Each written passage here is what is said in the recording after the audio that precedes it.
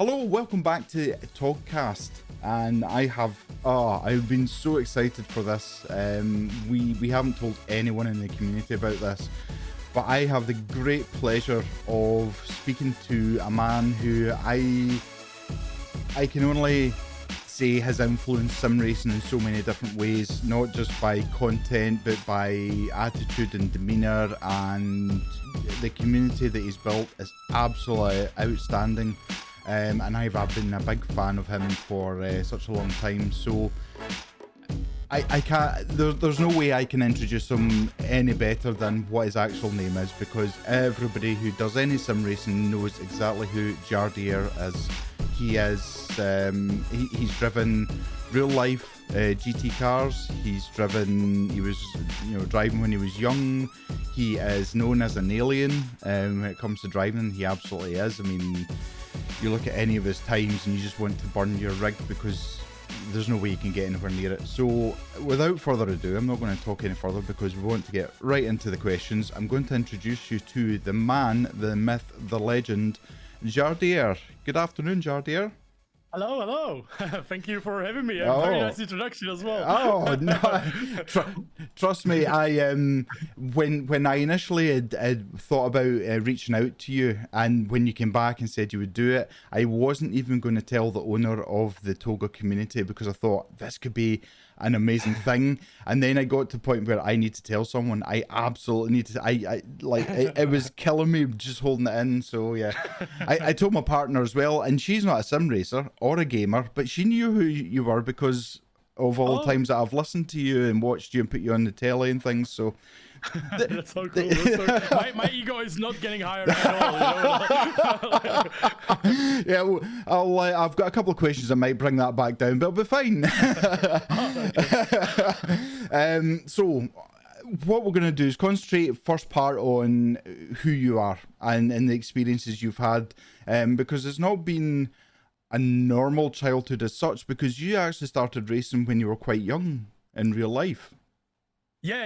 I was like, I mean, yeah, young. Yeah, like it depends. Like the Formula 1 drivers, right? They started in like 3 years old. And such. But yeah, I was very fortunate because my father, when he was like, I can't even tell what age he was, like 45 or something. He started racing like a very low series Ford Fiesta Cup in my country. Oh, right, okay. In 1994, 1995. Wow. Right, okay. And when I was like 8 or 9, I was able to like get with him on the events to check it out and everything. And I did really like it. Yeah, I was doing like a lot of sport. I was like, I had my parents were like, go do this, so me and my sister were always going to different what do you call it, like a groups of like I was doing like theater, I was doing karate, I was doing all sort of like crazy things, but fencing and so much. Wow. But the racing was like something like really cool, like it was something like I remember like I was like 7, I was like, wow, this is incredible, and then yeah, I was like, my first ever race I've ever done like properly was when I was 14. Right, okay.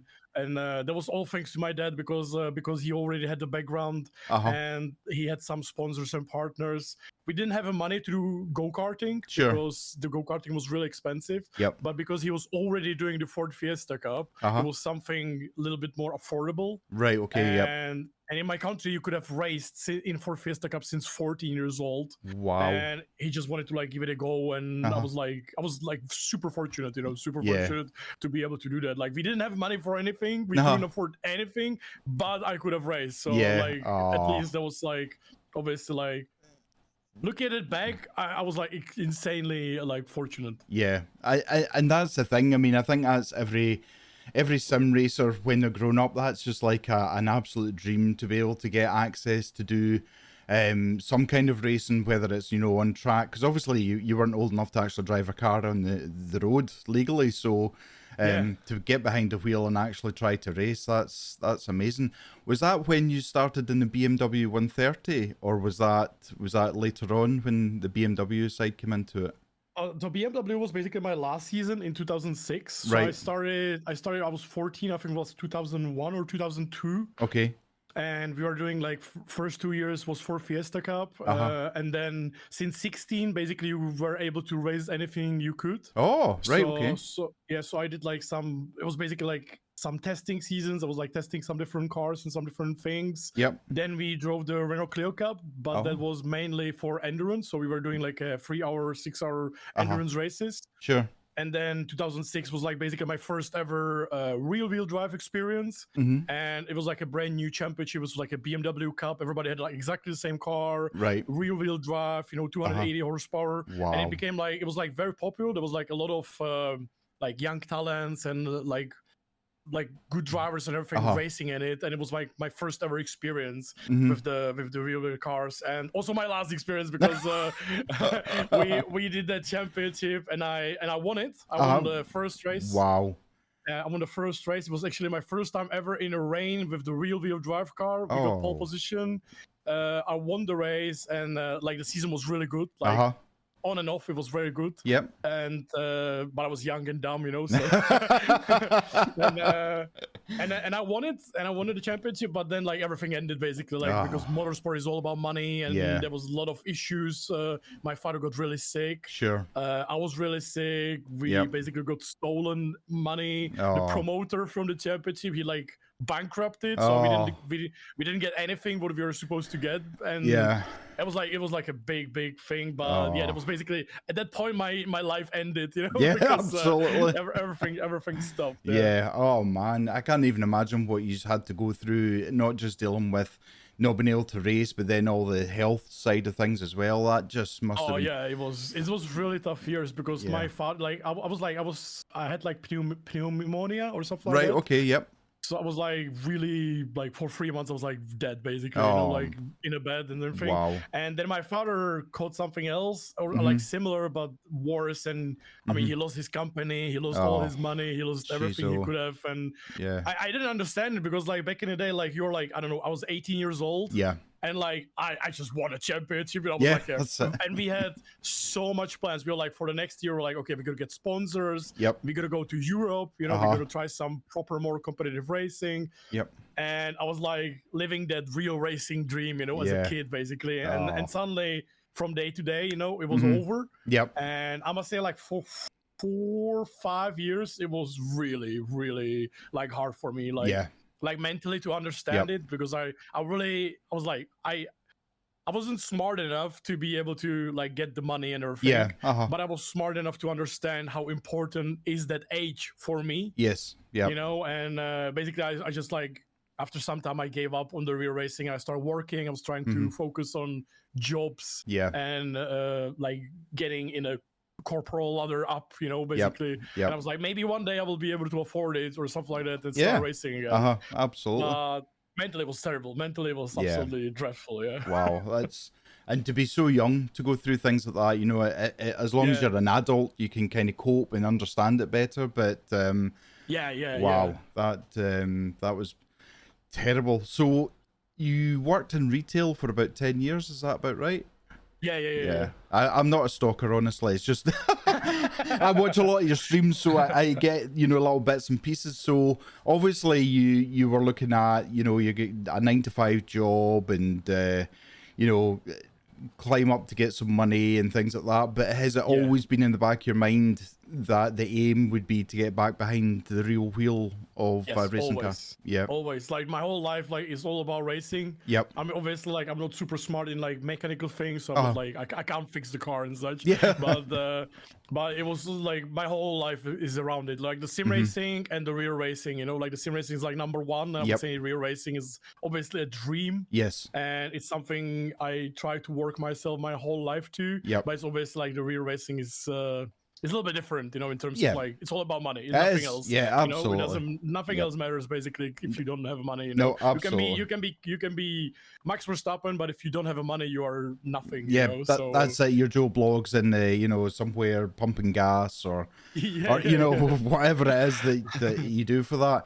So when did you then go into YouTube and start making content, whether it was videos or streams? When roughly was that? Oh, that started so late because like I obviously had my YouTube channel as everybody else back in the day in like 2006. Yep. It was very popular to have a YouTube or watch YouTube.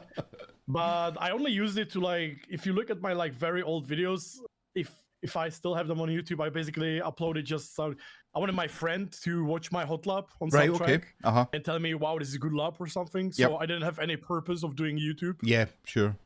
And I wasn't even interested in it at all. Yeah. But then in I think it was like 2016, 17, I had a job where basically I was working like Monday to Friday, 8 hours, and the job was like, it was really good in a way that after like 4 hours, I basically didn't have anything else to do because I finished everything. I did all my chores, everything I had to do. Yep. And then like your typical person, you just like, what am I supposed to do now? You know, like, do I like? So I was like, I started watching a lot of YouTube. I started watching like PewDiePie and like all these. I was like eating all the content. Yeah. At around the same time, I started watching my friend recommended me to watch Dr. Disrespect. Oh. back in the day when he was playing H1Z1 and stuff like that. And I did really like it because obviously he's like a big person, like a big clown of the like race, like the gaming and everything. Yeah. And I really like it. And I was like eating all the content. I was like on one side watching PewDiePie every single video, and on one side watching Doc, you know, in the streaming. And then I was like, maybe I like sim racing. I'm sim racing a lot. Maybe I should try to combine it with something. Do something like that because like I like to talk, you know, when there's something to talk about. Absolutely. I never shut up, you know. And I just started like I think like 2017 I would say was the year. I can't, it's really hard to remember now exactly. I think it was 2017 to 2008, like middle of 2017 I basically started doing my first, like I did some videos where I was like commentating. I was like, okay, I'm gonna try like to do a race, and I will try to commentate what I'm doing, going for, and so on. Because I knew I have I can drive. And because I was working in retail, I also was like very used to talk. You know, to people. I was like walking. I was literally like talking to people all the time. You know, so I was like very open with it. And and I think end of 2017, the Project Cars 2 released. And I started doing content from that game as well. And suddenly like I got like, I don't know, first 1,000 subscribers or something. Wow. And I was like, wow, this is like insane. And then I had like 2,000 subscribers, and then after like a year I started streaming. And then I follow up with the streaming because like the streaming was like you had people in the chat like live to live, you know, communicating, and I was like, wow, you know, and that's basically where it like started slowly. Like I feel like the first 3 years were very slow, but then obviously COVID happened, and everything, and it helped a lot. Yeah, absolutely. When it came to the point when you went to go full time, was it an easy decision for you to make? Oh mate, it was. I was just talking about it today with one of my friends because I was trying to like remember how it all was. Because I think for like first 2-3 years or something, I was happy to make like $10 per month or something, you know, like on YouTube. But I was like my like obviously now I do it for money in a way. But back when I started, like my main target was, so my biggest problem was none of my friends were too much into sim racing and racing. So basically I was completely alone in this bubble that I loved, but nobody cared about. And my real target at the beginning was, I was like dreaming about have like 100 subscribers, and they will watch my race and they will say, wow, you did a really good job, you know, like nice P1 or something. And that was basically what I started with, you know, that's how I like started. It was my goal. But obviously then it transferred in the years into a job. But for me, it's no difference, you know, like when I'm on stream, it's a hobby. When I'm off stream, it's work, you know. But, absolutely. I try to take it that way. But I feel like the first 2-3 years were like very, like I could have paid some bills and such, but it wasn't basically anything. Like I was working full time, and in the evening I was editing or streaming. And I think that was 5 years ago was a big change because so I lost my job because they just closed the department. And I lost my job. I was like from day to day. And at that time I was able to pay like half of the rent. Half of the rent basically. And And I told my girlfriend that I would like to really try to maybe do more. Like, and like, and then like maybe like if I will have full time for this, I will be working harder. Right.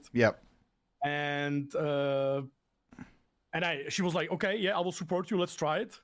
Cool. And I must say, looking at back, I was really dumb because I suddenly had like the full time. I could have streamed and do whatever, but I wasn't doing it properly. I was like lacking, you know. I mean, like I was doing what I was supposed to do. I was like streaming a lot and such, but I wasn't giving it like 100%. And that was for about 10 months. Right. And after like 10 months, my girlfriend sat with me and she was like, you know what, it would be great if you like find a job, you know, like, like, I mean, yeah, because I was like, I was able to pay the bills, I was able to pay the food and everything, but I wasn't helping extra, you know what I mean? Yeah, like, absolutely. Like, we were not living miserable or anything, but you could have noticed that like some extra money would be better. You know? Absolutely. And I was like really gutted about it, but she was right, you know. And I took like a new job for 3 months, but because I was working like from like 6 a.m. to like, I don't know, 9 a.m. or almost like I was like 13 hours per day. Right. Yep. I obviously stopped streaming almost of the time and everything, and I just watched the analytics, you know, like dying, and I realized how dumb I was, how I like wasted the time more likely, you know. And I sat down with her and I was like, honey, like please just don't let me do this job, because this job I was doing was nightmare, you know. And I was just, please don't let me do this job, you know. I didn't even see my dog the whole week. I couldn't do anything. I couldn't play, I couldn't even race because I was working so late. I couldn't race properly. And her mom and my girlfriend, like they like, her mom was very understanding, and she was like talking to my girlfriend and my girlfriend with me, and I literally like very much sit with her. I was like, just give me a chance, you know. And absolutely. And then I really work hard, you know, and suddenly my child started growing like in like 3-4 months very nicely. And then we had like a boom in the next year, like just before the COVID started. I had like a bit of a boom of where the channel like grew, like, I don't know, over 20k subs or something like that. Or 30k subs. And amazing. And that basically changed everything. And then COVID happened, which basically helped even more. In a like a visibility or a boost, because people were at home watching the streaming and such. That's right. And now we're here. Sorry, I can't really talk for hours. No. I can listen to you for hours as well, so don't worry about it. I'm actually trying to pinch myself that I'm not listening to a live stream or something just now. It's like, it's bizarre. So I mean, that's, and back when you did try going full time the first time, there wouldn't have been as much sim racing content on YouTube. It's not the way it is today, where, you know, every second video, depending on the algorithm, you know, is sim racing, or it's about, you know, equipment, or it's about something else. But back then it must have been a smaller community as such. Was it, or was it quite a bit? Yeah, for sure. But like the big change was also when I started streaming, because when I was just doing YouTube, it was like there was no absolute chance getting full time, you know. Like, like absolutely no chance whatsoever. But then I did like a couple of streams, and suddenly like somebody donated $100 or something. I was like what? Like, how is that even possible, you know? And like, how is that even possible and such? And thanks to streaming, like it was like such a easier way to basically go full time or something. But I really didn't want to. Like, I really was hesitating. Even when I already had the boom with the COVID, I was doing part-time job. Like taking care of like a social media for one company and such, which was basically paying like 80% of my bills and such. Because I was like really afraid of like that it will end, or it will be a mistake or something. Absolutely. And if basically anyone ever asks me like, hey, I'm having this channel, should I go full time? I'm like always like, dude, like wait when you're like really comfortable, you know. Like never do it when you're like, when you can pay half a bill as I could. Do not do it. No, you know? That's not good, because then the only thing you will have in mind is money. And I was really, I always like, obviously the money is important, we all have to pay the bills, absolutely, but I always tried to not look at it that much in a way that I didn't want to be, I basically didn't want YouTube or something be responsible for my bills at that time, you know? Absolutely. I was like, this can end tomorrow or something, you know? Like, let's just focus on my life, and then maybe if it will be better, just do that. And do you think you had a different mindset on the second attempt of going full time than you did the first time? Definitely. Yeah. I Yeah. said, like, as girlfriend basically gave me like a second chance at this. Yeah. I was like, okay, I will not try to disappoint her. I will not try to disappoint me. And I Yep. set my target. Just I was like, okay, I will stream this day, Yep. this day, release this type of video and such, and let's see if it's good Yep. or not. You know, Yeah, I was like, basically, absolutely. just let's see. Like, let's give myself half a year. Yep. If my channel keeps growing, it's good. If my channel dies, it will die, and I will focus on something else. You know. Absolutely, and that's the thing. You can never predict how things go for that. There was actually a question further down I was going to ask you about that, but it kind of fits in nicely with this. So have you had times where you've recorded a video, whether it's a hot lap or whether you're talking about hardware or things like that, and you think this is a great video, and you put it out there and it just doesn't do anything to what you thought it was? How do you cope with that? How do you deal with that in your head? Oh, it's really tough. Like, I would say the longer time you do it, it's better. Right. Okay. But then the numbers are obviously, for you as a content creator, the numbers are so important, yes, right? Yeah. But at the same time, like, it's like, I don't know. Like, for me, for the first 3-4 years, it was nightmare. Yep. It was like, obviously, like, I never even knew you can get depressed, you know. Before, you know, I was like, when I was working in some shitty job, I was miserable. But now, when you have this like bad comments and bad analytics, you're like, wow, this is really tough. You know, this is really, really hard. Absolutely. And I was having so much trouble with this, and like, obviously, everybody tells you just don't worry about it, but in the head, you will still always worry about it. Yeah. And I feel like the way in this is just to overcome it. You know, like, I feel like the only advice I would give someone is just like, this is not an overnight thing. You know, this is not like an overnight success. You know, this is like, you can watch, if you watch the big successful streamers like Ninja and such, they did it for years before, you know, and they had to go through this before they actually went successful. Same with the Jimmy Broadband or Super GT, right? Like you look at them now, they are 800,000 subscribers and such, but they are doing this for 10 years, maybe even more, you know, like Super GT, like 11, 12 years. So it's, you just have to understand that if you will put into that same passion for so long, you just have to like learn how to withstand it, you know? Yeah, absolutely. And it's almost like you've created something so personal, and then when the analytics absolutely tank, you take it personally. You're like, oh my God, like, how could you do that? I was always saying on my streams like that, it's, imagine, like, because in this analytics and everything and the comments, it's like instant, right? Yes. You instantly know, like, you know, this video sucks, this stream sucks, something, you see it right away. And it's like, imagine in a real job, you're working in office the whole day, and by the end of the day, before you go, your boss will come to you and will tell you, you suck, you did a terrible job, you know, and good night, you know? And it's literally like, this is how it feels when you're doing YouTube sometimes, you know? But you just have to be... I had like a lot of friends or a lot of people who tried as well to start streaming or doing videos and just couldn't handle it, because this is like, it can be hard. But obviously it's a dream job for me because I love sim racing and everything, so I really can't complain. But we were just talking about it with actually with Jimmy Broadband recently. We were talking about, I was actually asking him, how does he overcome how does he overcome the problem with the real life videos? Because like, when you do sim racing, whatever you release sim racing is interesting.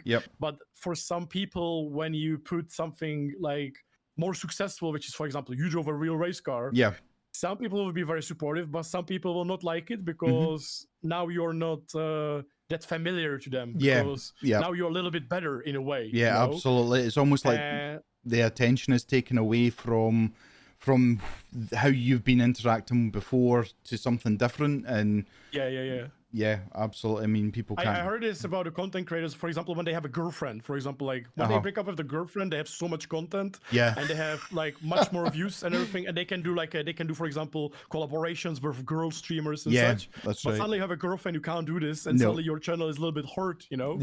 Or if you buy a house or whatever, you know, like this can happen. And me and Jimmy were just talking about, we were like chatting, like because for example, for me, sometimes I go to some event and it's or drive a race car like after many years. Yep. And this is like in my head, this is like the best thing Uh-huh. ever, Yeah. right? Yep. It's like a living a dream, and I'm so hyped. And I Yep. release a video, and it's like worst video. It's literally like 10 out of the 10, 10 out of the 10 and such. Oh. And you're like, oh damn. Yeah. Why are you not excited for me? Yeah. And in these things, like we were talking with Jimmy, we were trying to give each other like advice how to overcome it. Yeah. Because he has exactly the same problem. Uh-huh. He said like he released like a real racing video. Everybody's hyped. Yep. And then he releases some other real racing video where he's like super proud, and it's like very low viewers and such. And we were just talking about it, and we were like checking, like imagine that basically thanks to sim racing you were able to do this. Yeah, absolutely. So make sure to even take it. Okay, the video didn't do well. Yep. But it's still there, and it's still what you want to do, basically. Yeah. You know, just overcome the negativity and just focus on that you really want to do it. Yeah, absolutely. And you never know, 5 years down the line, that video might come back and become a huge success. You just you just can't predict how life is going to be. I have a really very quick story to tell you about. A bizarre thing. So in my Twitch stream, I've got a couple who are engaged. So Rhino, he's in America, and Neo, who's in Scotland. She actually lives 5 miles away from me. So they're engaged. They're going to get married in 2025, and they were really nice. Sent me an invitation to they're having a wedding in Scotland, then they're going to America and doing a ceremony. So the other night, I was just talking away, and I'd said to Rhino, have you got anyone that I can raid? And he's like, well, I'm a mod for this person, and I've been a mod for her for a couple of years.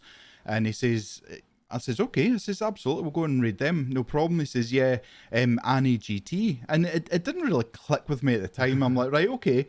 And he says, yeah, her boyfriend's a bit of a goofball, Jimmy Broadbent. And I nearly fell off my seat, and you know, there's people in my community who are mad sim racers and some that aren't. And I started talking about Jimmy, and Rhino was like, oh, I didn't realise it was such a big deal. He's just he's just a goofball, you know. They've obviously met online loads of times and things like that. And I'm like, are you serious? So yeah, it's bizarre. And then he says to me near the end of the stream, oh, by the way, you'll probably meet Jimmy because he's come to my wedding. I'm like, oh my god.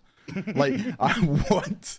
So yeah, it's just crazy how life pans out. But that's my claim to fame, apart from obviously interviewing you today. Thank you so much for listening to this latest podcast. Part 2 of this will release next Monday at 5 PM British summertime, and I can't wait for you to hear what's in that. Until then, take care, stay safe, bye bye.